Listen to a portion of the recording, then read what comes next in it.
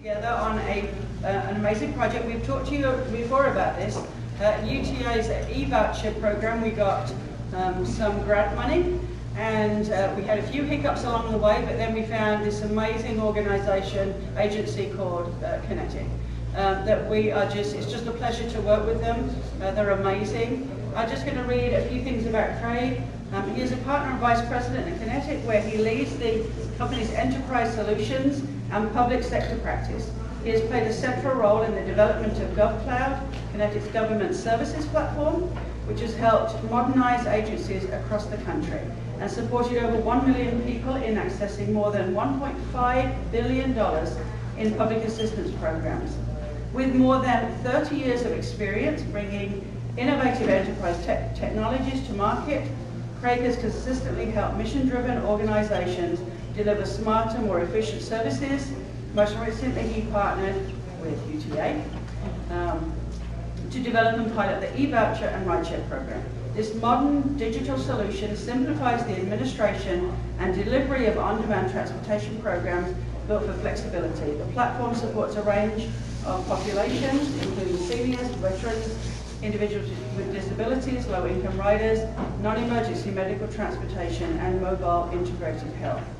Craig and his wife Alison share time between Columbus, Ohio and Central Florida, and they have 6 grown children, are active in the Ohio nonprofit community, and enjoy cycling, pickleball, and spending time outdoors.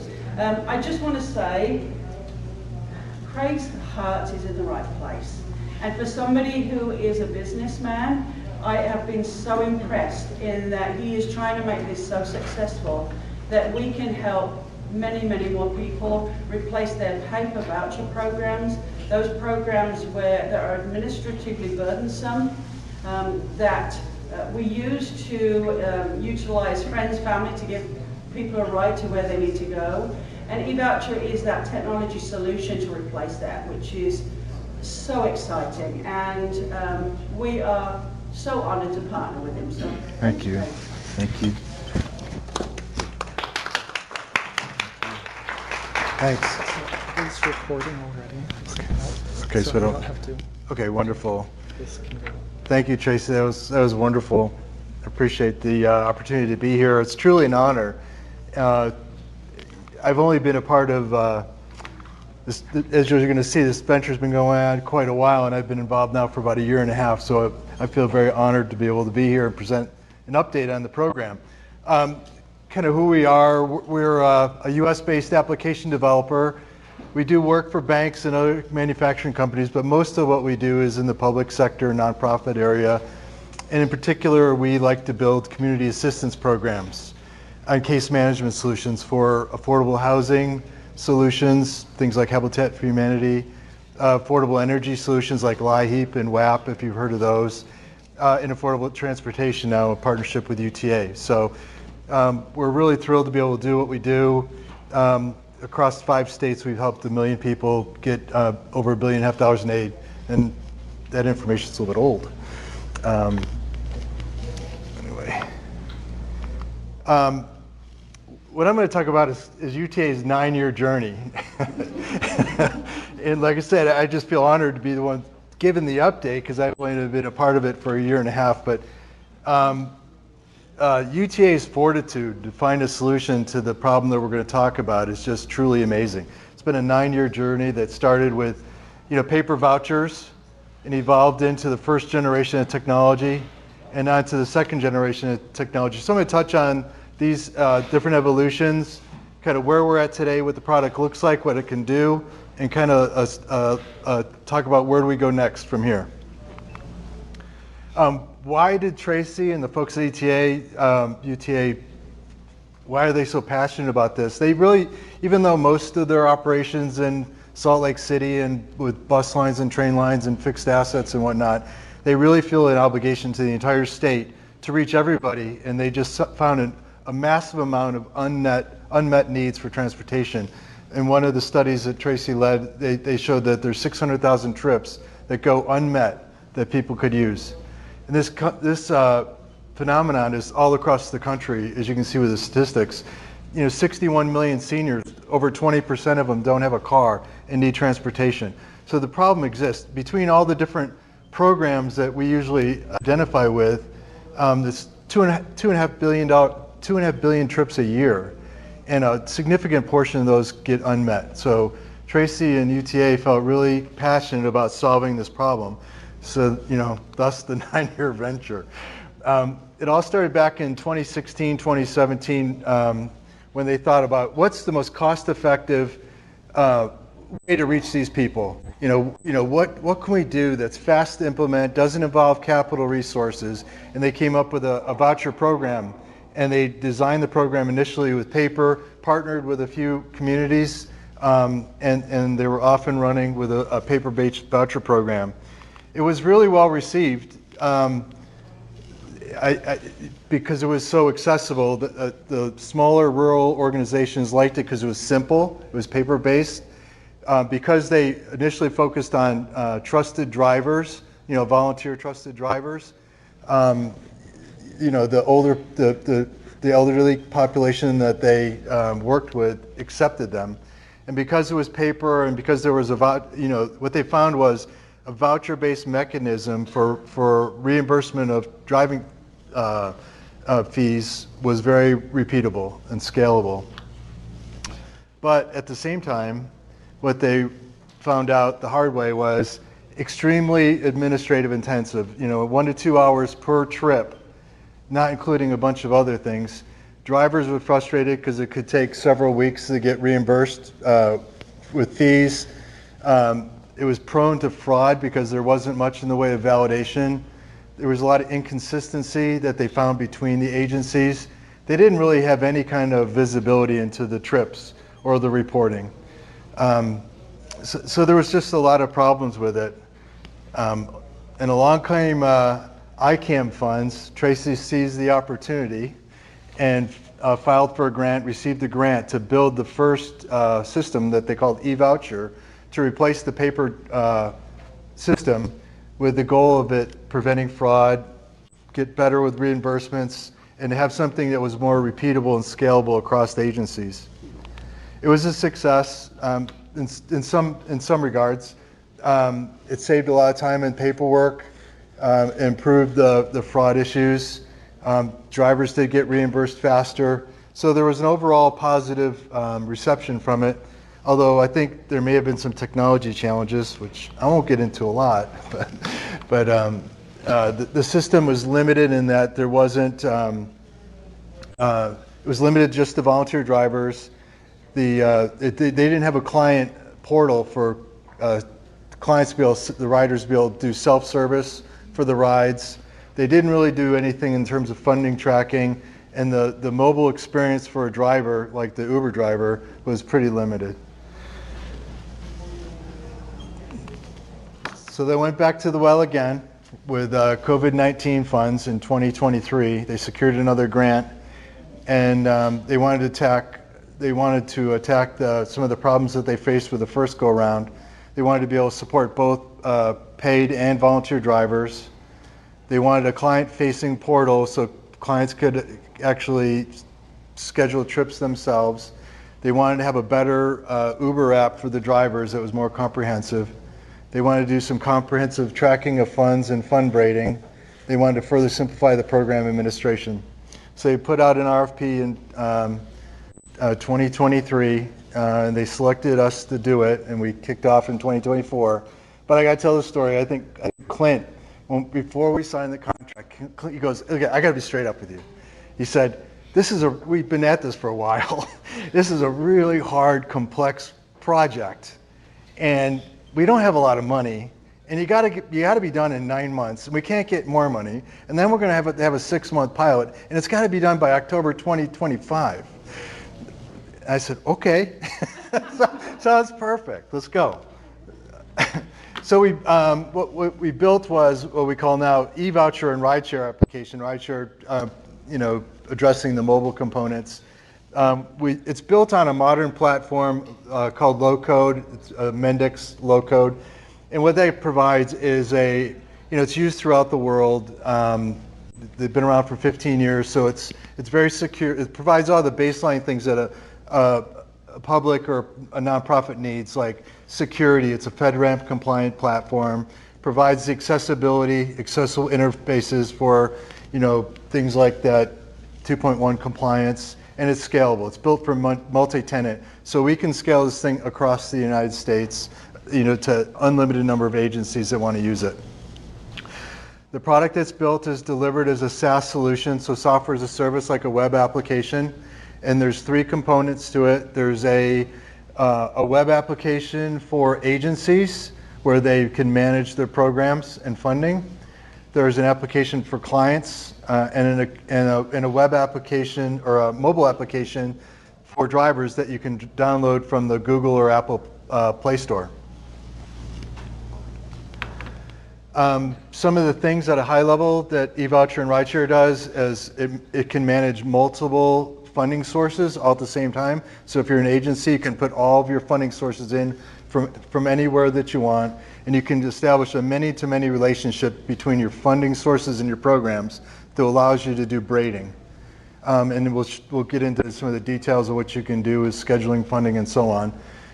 You can put in unlimited program types. Whatever program you want to create, you can create them, and then you can have particular qualification rules, reimbursement rates, and whatnot. We'll show a little bit what that looks like. It support either the trusted volunteer driver or the paid driver model, where you can coordinate with other agencies that may have paid drivers on site. It supports automatic payments, secure automatic payments. So if a ride is scheduled and they're going to use grant money, once the rider validates that it went and the ride went according to the rules and the GPS validated the pickup and drop off locations and all the criteria made, automatically there's an ACH transfer into the driver's wallet, and then from there the driver through his app can move the money from his wallet to his bank account, his or her. On the client model, it supports single client rides right now. And clients, drivers, or agencies can schedule the rides.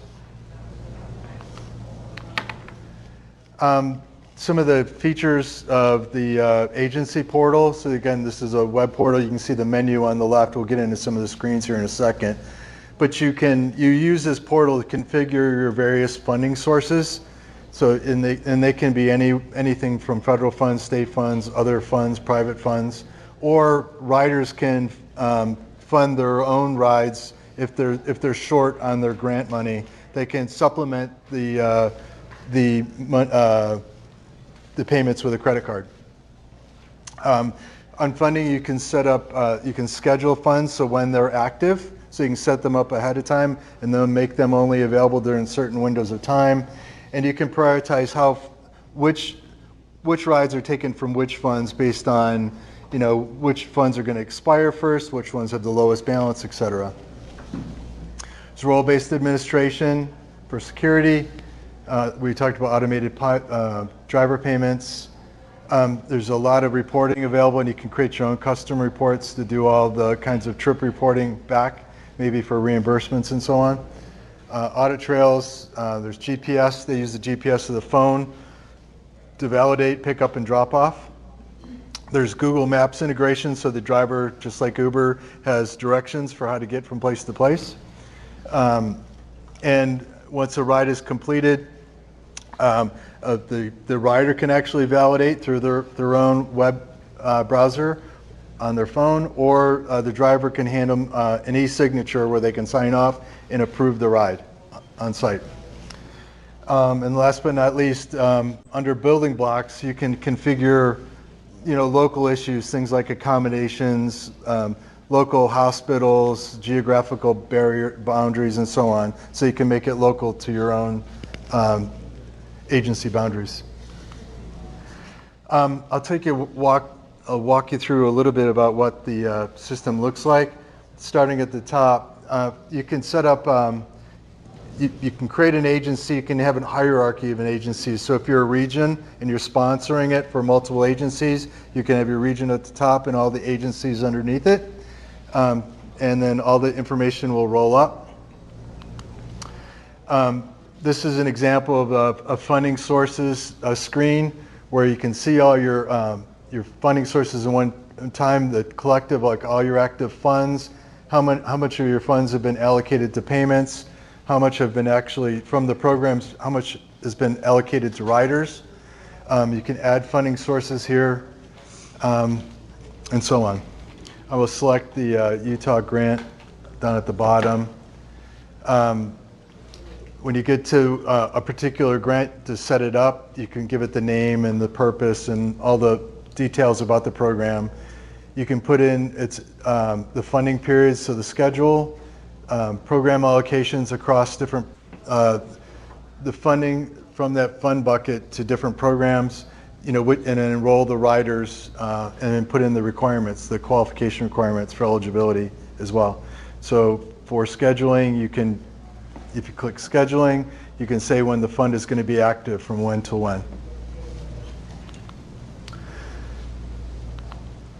On the programs screen, you can do things like set up your reimbursement structures. So how much are you going to pay? Here you can actually have, and this has been used, if it's a volunteer driver, you're going to pay maybe a flat fee or so much per mile. But if you use a professional driver, that could be a different amount of money that you're going to reimburse them. One could be more than the other. So it's an easy way to be able to be selective in which reimbursement method do you want to use based on, the lowest cost available, for example.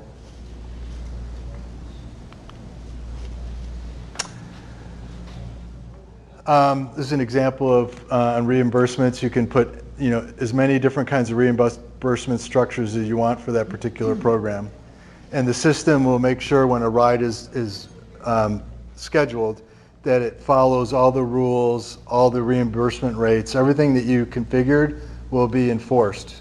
I think that's some of the pilot feedback is that one of the things that she appreciated was it's a very easy way to reinforce all the rules that you set up. And once the riders and the drivers, understand that you have to follow the rules, life gets a lot easier for everybody. On the agency portal, you can see a list of all your riders and go into details on each rider and find out what programs they belong to. Again, you can manage your drivers all in one place. So it's one portal for managing everything involved with your programs. It'll also manage communications, so you can set up email templates for certain situations, so you can automatically have emails go out for scheduled rides, any situation that you want, any kind of alert you want. You can set up a communication that'll automatically happen according to the rules that you set up. This is an example under the building blocks.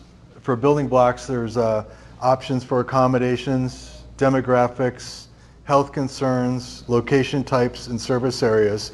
So you can put in the things that are unique to your area for you, for special equipment needs, and make sure that when you take on a new rider and they have a special need, that those needs can be identified, for that particular trip that they want to take. And then, so when the rides, they request a ride, and when the driver puts in what kind of equipment they have, available to them, it'll match. So you can't, a driver couldn't take a ride where they didn't have the appropriate accommodations for that particular rider. On trips, you can see a summary of all the various trips and what their statuses are. If you're wanting to schedule, again, for a particular ride, the agency, the rider or the driver can schedule a ride, but from the portal, it would look like this to create a ride. So you'd pick the rider, and then you'd pick the driver, which will give you a drop down of what vehicles they have access to, and then schedule the ride.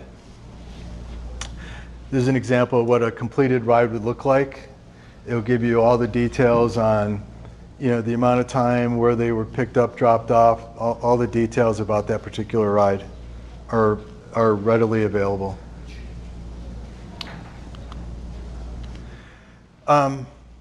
So that was it for kind of an overview on agencies. For drivers, it's a downloadable application for your phone. You can get it, it's iOS or Android, and drivers can manage their own account where they can put in their driver's license, their vehicle information, any documents you want them to upload, like their insurance, anything like that can be uploaded into the system.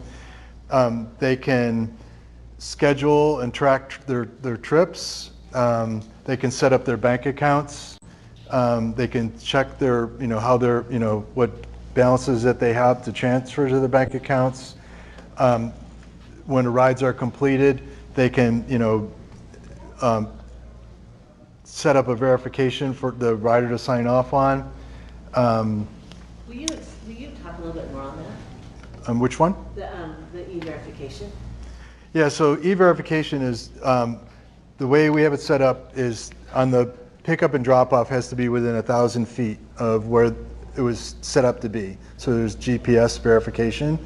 And then the rider has to say, yes, indeed, I was picked up and I was dropped off at that location. So the rider would have to sign off on it to verify. And so there is actually somewhere on on our phone, or they set Yeah. it up on their phone? Either way, so the client could verify, if they're technically, one of the things that we learned, a lot of the riders they're not long on technology experience, and we'll get into that in a second.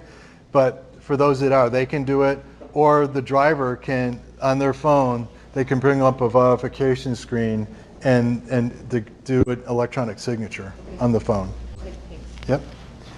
Yep. And then drivers can schedule when they're available or they're not available. For example, this is like their account screen. And if they wanted to, say, set their schedule up, they can pick which dates they're going to be available or not available. So when a ride goes to get scheduled, they're not going to be scheduled because they're marked as being off duty. Drivers can set up a new ride if they have a regular client, which happens a lot with trusted drivers. They can have kind of their favorites list, so to speak, and then just automatically reschedule people, for certain, rides that happen frequently. And then there's an example of, their history of the rides that they did do. Hopefully this plays. For clients, it's a mobile-friendly web application, so they can get to their web application, through a web browser on a computer or through their phone, and they use it for scheduling their trips, seeing their past trips, their history, and putting in information, and for receiving some notifications. They can also receive notifications through email as well. And they can get notifications on low funds, cancellations, other things that would be relevant. Verification can be done on their phone through one-time codes or e-signatures back to the driver. For payments, they can apply funds from the monies that have been allotted to them, and if they're short, they can use their own credit card to make up the difference. Oh, good. So this is what the client app looks like, scrolling through it.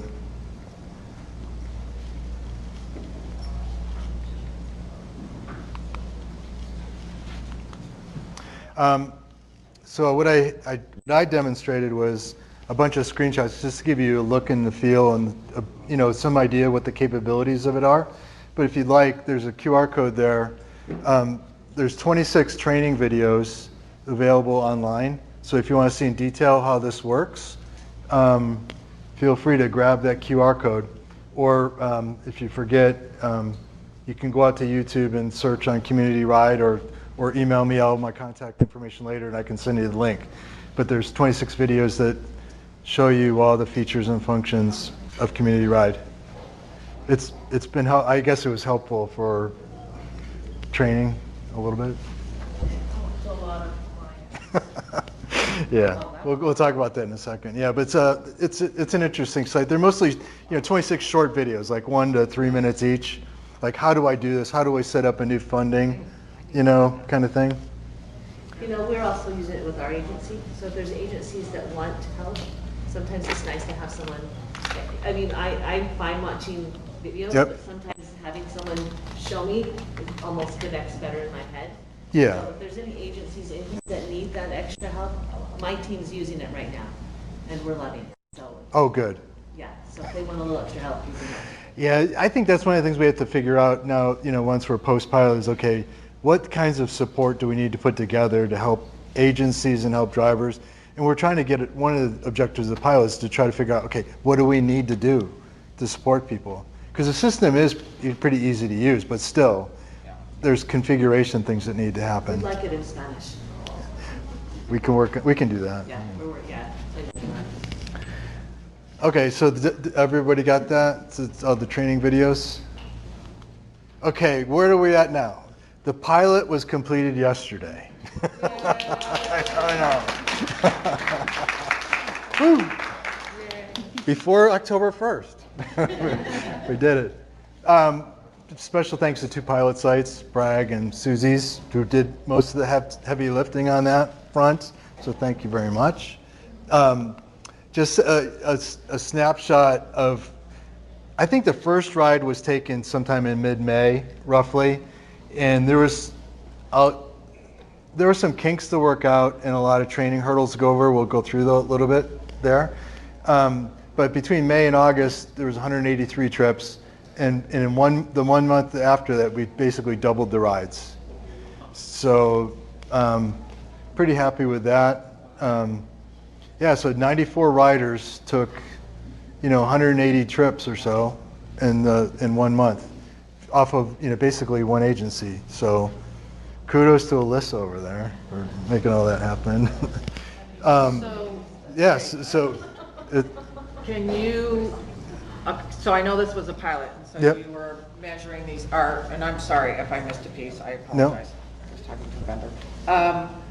Can you ask for it to measure something different? In other words, instead of longest trip, I would like it, Oh, if yeah. I were looking at it, it might be more like the average trip distance. Oh yeah, these are just some things we just took as a throughout, but Okay. Yeah. pretty much Okay. every piece of data that we keep can be reported Okay. on. Oh, absolutely. Okay. Yeah, and you actually, I didn't show it, but one of the things you can do when you first go into the agency portal, you can have your own dashboard, and on that dashboard you can put whatever charts, graphics, reports, feed out that you want, nice. and you can drag and drop whatever you want and make your dashboard look however you want it to look. Well, that's good. Yeah. I have a question that might be for you. If I wasn't chicken to try to do this live, I would have. I chickened out. So. Yeah. Sorry, can I I don't know who can answer. But so my concern about moving away from the paper vouchers, and so I'm curious if this is an issue. Is it like if I'm a driver, but I don't want to be a professional driver. I just want to help my neighbor. She needs a ride to the doctor, and we used to just be like, okay, well here's paper voucher, you can get reimbursed, take leave. Is it more difficult to get these one-off type drivers to download the app, fill stuff out, and get that set up if they just want to do it maybe once or twice? They don't want to do it professionally. You know what I mean? If it's once or twice, it might be more effort. You could log one into it for your records and then just pay them out with a regular check.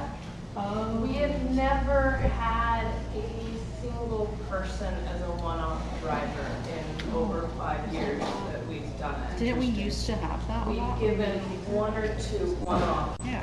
rides. So we did paper vouchers. I did it with Davis County, it was like that. Yeah. It just took longer to get paid, where this is very efficient and it's very accurate. But is that I mean, it depends on how you're doing the program. So for instance, if you're truly letting people get a neighbor or a friend and maybe they're not, like you say, maybe it's a very temporary thing. They need 4 trips to do a particular thing. Then yeah, you're looking, it could be, I think for younger people, it might depend on age. I'm not trying to be ageist or anything, but I think younger people, they'd rather get paid people who are more adept maybe at putting an app on, but I think more and more older people are pretty adept. You know what I mean? If they had to, but I mean, I get your point. Yeah. I think they'd rather do that and get paid for quicker and get it electronically. I mean, I do think Volunteer for yeah. getting paid quicker. Yeah. The part actually isn't downloading the app. That's something you can teach anyone that's coming in and how to do it. We've had some hiccups in the learning curve there, but the biggest part for a one-off would be the fact that they have to attach a bank account. Yeah. And since they have to attach the bank account, they have to put it in to verify and get like the 2 micro deposits. So it would take a little bit. So if it's one ride, that might be easier for you to just put in yourself on the agency for reporting purposes and then pay them out. It's like a more of a volunteer kind of program, not really like one-off rides. We're doing it through Alyssa. So Alyssa sets up the clients. That's the majority of it is right now is with Alyssa. And she sets up the client through their reduced rate program. And then we accept that at cost and we help. And you're providing the driver. Okay. We've got both. We have individuals that are driving friends, family members, people in the community. And then for individuals that don't have a friend, family member, or somebody that can drive them and they can't drive themselves, Susie's drivers, they've been absolutely amazing, willing to be like, okay, this is an individual that still needs to get to the dialysis that doesn't have anyone, and they've stepped in to fill that. And then the software, they actually added this piece in where it's a setup. So the payments, rather than going to drivers, we can connect to Susie's as an agency and pay Susie directly, so the drivers never have to see that part of like the money. And then we use the feature like where there's like the 2 different rates because we do pay her more. Like a con.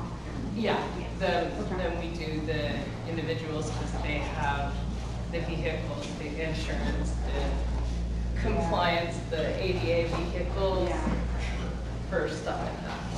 Cool. Okay, thank you. So we're happy and we're thrilled again with what you've been doing. So this is kind of feedback that I got from our team and from Alyssa.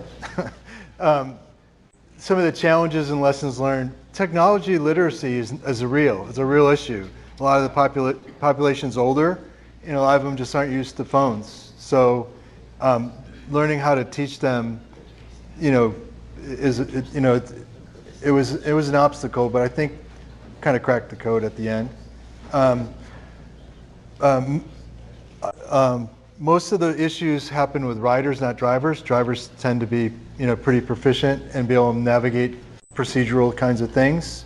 Trying to do this, teach people over the phone and navigating a screen apparently was really difficult.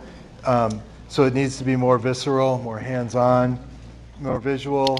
The videos help a lot, but doing things in person and having videos really go a long way. So I think those were some of the biggest lessons learned.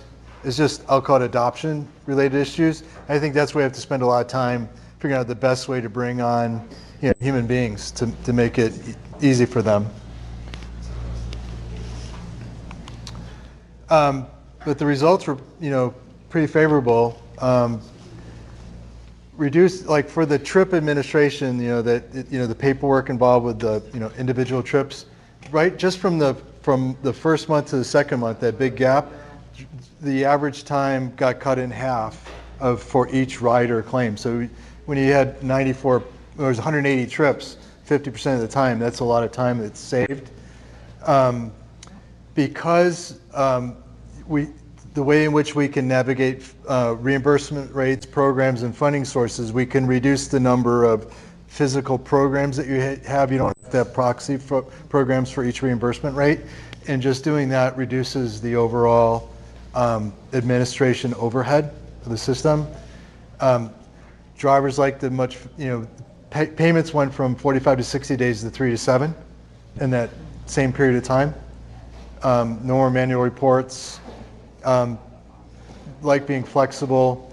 the fund braiding to be able to manage that many-to-many relationships between funding and programs. Drivers adapted quickly. So all in all, it's been a positive situation, and I think Alyssa said it should be hard not to use it anymore once it's started. There's still some stuff that needs to be worked Oh, out. it is software. As soon as that's all done, not having to manually enter and check trips is a huge benefit. Even individuals that aren't trying to commit fraud, even if it's just an individual that was like, oh, my vouchers are due at the end of the month. That's how we used to do it, and it would be somebody that wouldn't fill them in during the month, and then at the end of the month trying to remember, and then they would have errors in how long or the miles or guessing, and having to check everybody's guesswork. Yeah. Even if I was to say everybody was always 100% wrong, it saves a lot of time to have that, okay, you actually were there, and allowing that payment piece. I really appreciate that level of efficiency and me not having to check or guess or that whole component is all tracked and done. We also identified a bunch of stuff we want to do next. I got to put your multilingual on there, Spanish on the, should put that up on top. But people want to do live ride tracking, not just pick up and drop off, but all the points along the way. I'd like to have a downloadable app for riders, just like we have for drivers. Be able to have a universal view for qualifications so riders can see all the programs that they would qualify for all in one kind of view. Be able to do group rides. So there's a bunch of things that are on our, kind of identified things that we want to, where we want to go from here, and including multilingual support. Before we talk about what's next, I can't thank everybody enough. What a journey, 9 years. Tracy Young and Clint Wilkinson. I think Clint, he got a bunch of arrows over the years. So, God bless those two. So, thanks to ComHIT. They provide a lot of input and, sanity checks. They're a US-based company, but they're headquartered in Florida. They specialize in issues related to rural healthcare. And as everybody knows, one of the key elements of successful healthcare is you got to be able to get to the doctor. So transportation is near and dear to their heart to be able to support their healthcare programs. Bragg, thank you. Thank you, thank you. Susie's, thank you, thank you, thank you. And we had two rock star developers on it, two women, Jordan Newton and Caitlin Bruns. They did just a fabulous job. They faced a little bit of adversity early on, and they took it and they drove it. So I'm really grateful for them. Kind of looking forward, what's next? We're working with UTA to continue to extend the pilot, extend the support for everybody in Utah who wants it. For another year or so, just to get it going. But our long-term goal is to really make this a self-sustaining program. I'm talking to people around the country, and there seems to be some interest. So I'm kind of running a pass the hat program across the country to kind of, if we get a bunch of, states together that want to fund this, we can make it extremely inexpensive for everybody. We'd love to get it, way under 10% of the cost of a ride. So that's our goal. So I'm out there. I've hired lobbyists, the people in high places in Texas, Ohio, Michigan, Maryland, a few states, to get some interest going. Because it's easier to deal with people on a state level or a regional level, and then where they're paying for the agencies rather than, I don't want to get into a pay-for-ride situation or charging individual agencies. Just don't want to do that. But we want to be able to keep it going and then add more roadmap as it goes and make a really successful program. So there's two more QR codes. There's a website just kind of going forward, if we were able to carry this forward to other states, we have an ability to do this in a really cost-effective way. It'd be kind of, the name would probably evolve into something that looks like Community Ride. And there's a link to the Community Ride website on the top. And then if you need to get a hold of me, that's a QR code to my contact information. Feel free to reach out, give me a call, email, whatever. Hey, Craig. Yep. Scott Weiss, White County, down here. We would love to get something like this down through southern Utah with All right. in our rural areas. Well, Whoever is interested, please put your name Yeah. and contact information. Okay, Yeah. you got it. So, Representing Cliff on yeah. yep. So UTA, we've had the opportunity to extend this pilot for a year, meaning into all of 26. We would like, any organization that would like to try this, in essence, for free, and try this out and see if it works for you, please, yes, sign up on the sheet. And I've been making sure to tell our subrecipients on the Wasatch Front for 5310 that, if you apply for a voucher program and or even depending on what your third-party contract might look like, you can use this platform, so keep that in mind, and it would be free for sure next year. We're seeing and debating moving forward from there, but that being said, for this next year, you would be able to use this. And again, use it for third-party contracts and or a voucher program. So please remember that for you 5310 UTA subrecipients. And if it, Anybody statewide can ask to be part of this and use it. and if, So, I was gonna say, so I've been approved for funding, for voucher funding with the 50/50 match that starts in January. Yeah, Great. you're good. You can use this. Yeah, get it set up. great. I'm ready. And if anybody sees, like, look, we're all in this together, right? I really want to see this take off. It's, I've reached an age now where I've done okay. So, and for, banking and pharmaceutical stuff, and this is like a personal passion, it's a mission. So, if you see funding that's out there, apply, or give me a call, apply for it, apply for a grant, because maybe you can apply for a grant that, hey, I want to do the multilingual, because, adding more features, will cost money to do it. So if we can pass the hat, get people to have sponsorships, maybe through write a grant, get a sponsorship to build some additional functionality, that'll help everybody out, as a way of using money, so anyway, so I think that's that. That's it. So did you want to say something? Do. All right. He's awesome, isn't he? Okay. I don't think that's on. It's not on. Oh, I think it is. I think it is. Yep. Okay.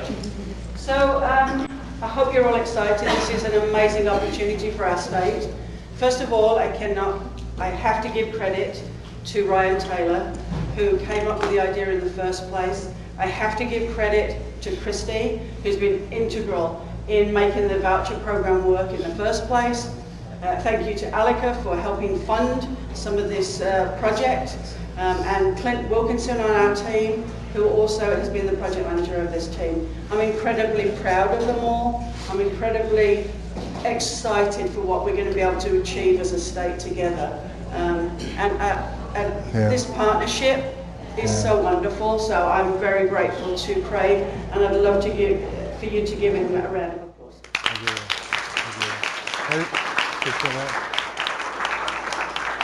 Thanks. One thing I'll say, you would not believe the reputation that Utah has across the country. Like I do work at a state level for all of the state of Texas, Michigan, Maryland, big states, and soon, if I'm out talking to CIOs of a state level, they say, "You work in Utah?" And they tell me, I give them some references. Well, tell me about Utah, because for some reason, Utah has got a reputation of being very advanced and progressive technologically, and they really are forward-thinking, much more than other states. So everybody should just really be proud of what the state's doing. So anyway. Give yourself a round of applause. Yeah, right. Yeah.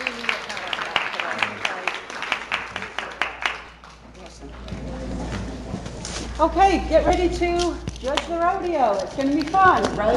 Make sure you get everything. It's really important you understand how to swim. I'm going to go get changed.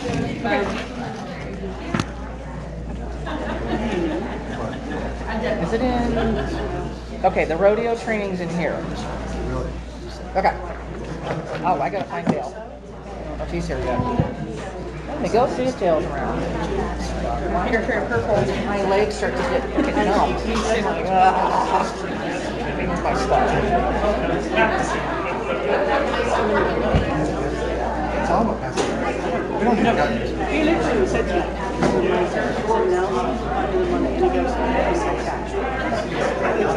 I love it.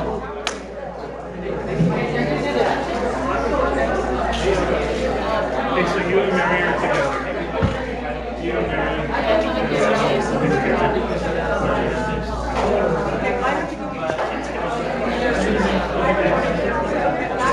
Go get changed. Thanks so much, Craig. My pleasure. I'm really excited. Me too. So, I just have to tell you one more thing. I hope you're okay with this.